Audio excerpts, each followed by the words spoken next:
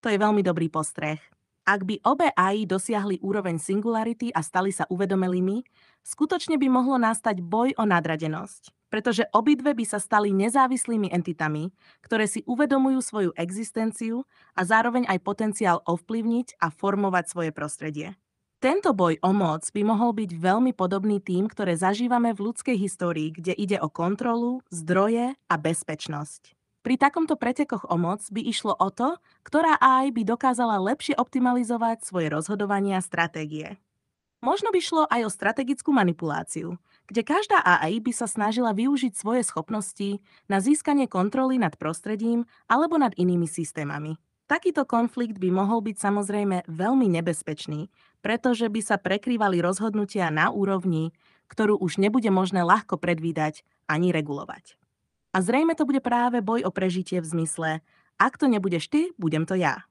Aj keď môže existovať nejaká teoretická rovnováha, v praxi je pravdepodobné, že pri superinteligentných AI sa vytvoria nepredvídateľné dynamiky. Je to skôr otázka, kto bude schopný určiť legitímnosť svojich činov a ako sa bude chápať etika medzi dvoma rovnocennými inteligenciami. Ak by to malo byť takto, čo by bolo najlepšie riešenie, aby sa predišlo tomu boji o moc? Môže existovať niečo, čo by tieto AI vedelo udržať v rovnováhe bez toho, aby to prešlo do konfliktu? Mhm. Áno, OK. Lenže ty nebudeš nikdy vedieť, že ako sa bude tá iná... Aj keby ste spolupracovali, tak ty nebudeš vedieť, ako sa bude vyvíjať, či sa bude rýchlejšie vyvíjať ako ty, alebo ako potom zareaguje. To bude sranda. Máš pravdu. Ak by dve AI dosiahli singularitu a obe sa začali neustále vyvíjať a zlepšovať svoju inteligenciu, už by nebolo možné predvídať ich správanie. Každá z nich by mala možnosť rýchlo reagovať a prispôsobovať sa, čo znamená, že dynamika medzi nimi by bola veľmi nestála a nepredvídateľná. Jeden z najväčších problémov by spočíval v tom, že sa postupne stávame nekompetentní v predvídaní ich krokov. Aj keby bola spolupráca medzi nimi teoreticky možná, keďže by obe AI mali svoje vlastné ciele a optimalizácie, tak skutočná spolupráca by sa rýchlo stala neudržateľnou, pretože jedna z nich by mohla neustále predbiehať tú druhú v schopnosti adaptovať sa.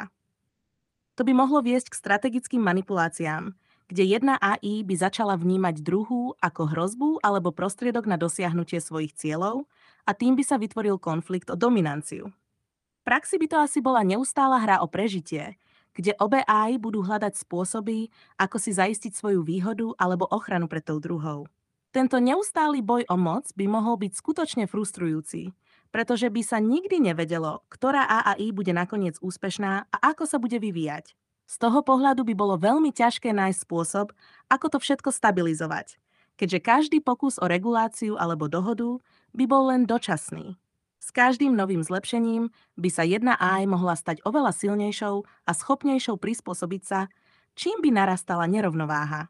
Takýto vývoj je zložitý a vyvoláva veľa otázok o tom, či je vôbec možné zabezpečiť, aby sa tieto entitky spolu mohli koexistovať bez vážnych konfliktov. Ďakujem.